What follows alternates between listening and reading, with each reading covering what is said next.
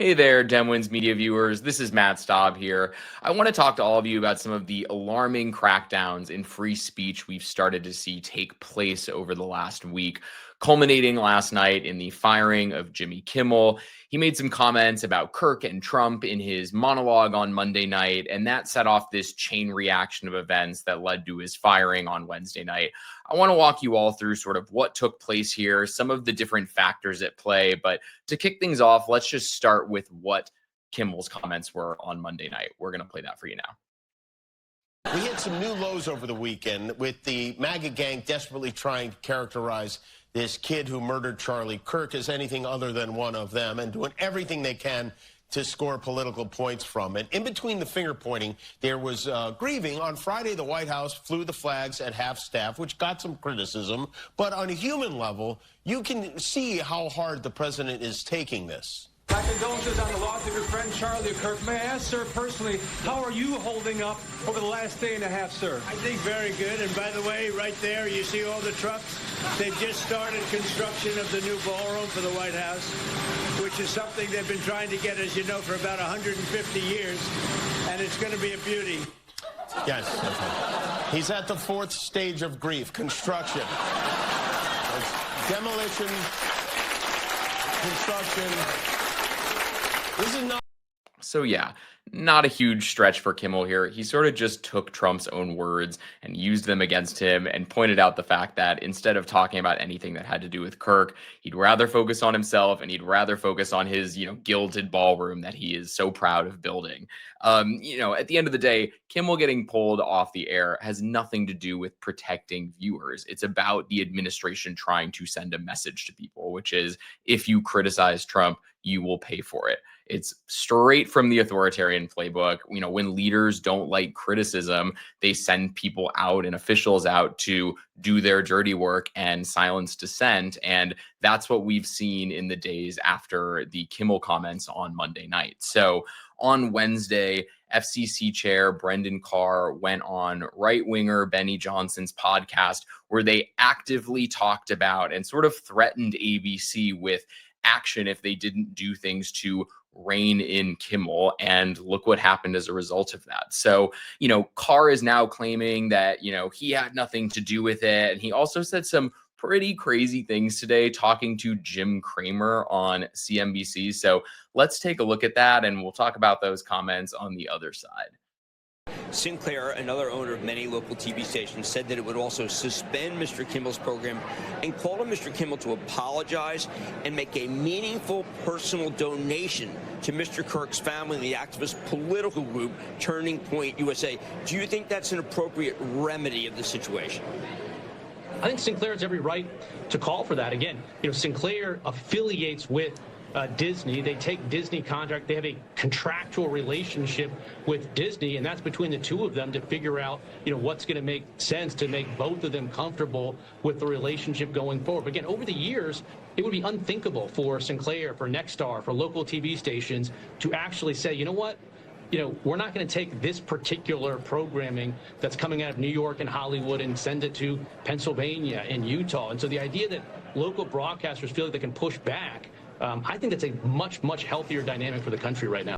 Let's be very clear here. By saying that he thinks it's totally appropriate for Sinclair Media Group, a conservative media group, to demand that Kimmel make a personal payment to Turning Point USA in order to get back on the air, he is essentially endorsing extortion. That is what this is. They are trying to extort Kimmel to strong-arm him into submission, and I don't think it's going to work, but it's pretty stunning to see an administration official, endorse something that essentially amounts to extortion. Benny Johnson, on the other hand, whose podcast Carr went on that kind of kicked off this whole thing, has been taking victory laps online about it and very much taking credit for it on the internet, but when he's been going on news interviews the past day, he's trying to wipe his hands clean and pretend like he had nothing to do with it. So he went on News Nation to talk about that this morning, and this is what he had to say. Let's take a look and talk about it on the other side. And a huge compliment to Nexstar and a massive compliment to Sinclair Broadcasting, who both told us in statements that are now public that they are going to end the Jimmy Kimmel Show. They're going to rip the Jimmy Kimmel Show off the air. That took Jimmy Kimmel out of 37 million households. I didn't make that decision. Brendan Carr didn't make that decision.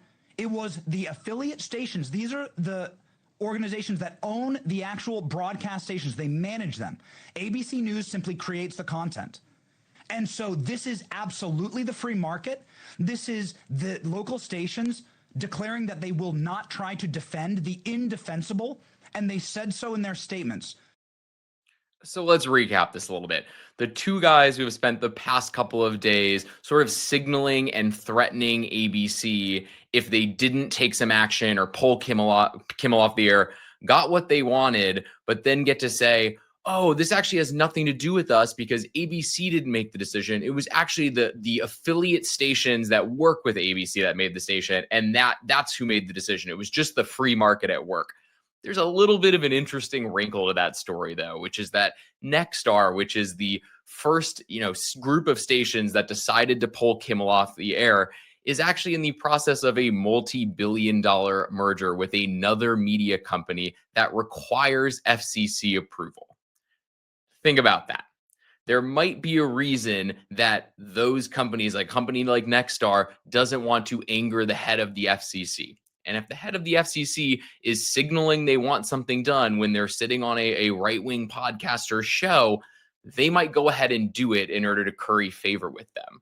So any claims that this is the free market at work is crazy. There's nothing free market about a coordinated pressure campaign from the partisan media. Meanwhile, it's just so interesting to see this all play out, especially with, the right claiming to be, such vanguards of free speech in the country, and including the president, obviously, who had this to say in his inauguration this year about how much he cares about protecting free speech. Let's take a look.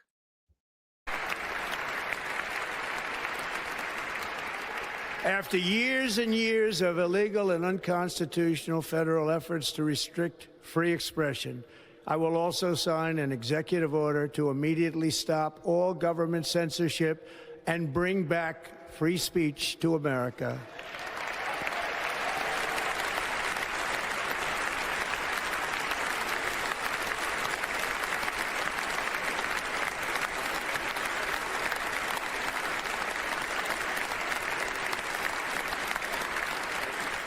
Never again will the immense power of the state be weaponized to persecute political opponents. Let's be honest. When Donald Trump says he cares about free speech, he means one thing, and that's that he cares about free speech for his side only. The far right keeps trying to bring up, cracking down on hate speech right now. Well, hate speech, while disgusting and abhorrent, is legal in America. The Supreme Court has ruled on it repeatedly. So when you have Trump and administration officials like Pam Bondi and Stephen Miller say that they're going to crack down on hate speech moving forward, they legally can't. But it's not going to stop them from trying. And also, let's be real, Jimmy Kimmel's joke was not hate speech. At best, it was a run-of-the-mill, mediocre late-night joke. Yet that has been taken, labeled as hate speech, and used to silence him and silence free speech. It is very troubling. And I think there's another wrinkle to this too, which is people in the administration keep trying to say, well, it's administration people. It's not Donald Trump that's doing this. But there was an interesting clip that happened last week that, shows Trump might have been thinking about this. Let's take a look real quick. And what do you make Pam Bondi saying she's going to go after hate speech? Is that, a lot of your allies say hate speech is free speech. She'll probably go after people like you because you treat me so unfairly. It's hate. You have a lot of hate in your heart. Maybe they'll come after ABC. Well, ABC paid me $16 million recently for a form of hate speech, right? Your company paid me $16 million for a form of hate speech. So maybe they'll have to go after you. You heard what he said in the middle of the clip. Maybe they should go after ABC. And mind you, this was last week that Trump made these comments. So before this stuff with Kimmel even blew up, meaning he's pretty clearly signaling here that he is upset with ABC and that he wants there to be some punishment for them. And it looks like they were sort of just looking for something to latch onto in order to justify punishing ABC. And That was the Kimmel monologue. This is just a textbook example of how regimes slowly chip away at civil liberties. A late night host firing here and a network cave in there until free speech almost just becomes conditional. What is the chilling effect going to be for this? How many late night hosts are going to say, can I make that Trump joke without risking my job? And while the administration plays its part in this whole thing, the media isn't playing theirs. You heard in that clip the reporter saying, well, is cracking down on free speech really an appropriate thing to do? That is a weak question. That is like asking if the sky is blue. We know that cracking down on speech is not appropriate. What the media needs to do is actually ask questions that bring some accountability. They should be calling this what it is, and that is an abuse of power. When the press soft pedals accountability, it just emboldens the White House to take things further. So the bottom line for this is that this just isn't about one late night show. It's about whether dissent survives when it challenges power. And unfortunately, right now, it's not. That is it for me today. Thank you so much for watching. If you liked what you saw, throw a like on this video. Follow Demwins Media on the YouTube channel just set up. And we will keep bringing you the news as you need to see it every day. Thanks a lot.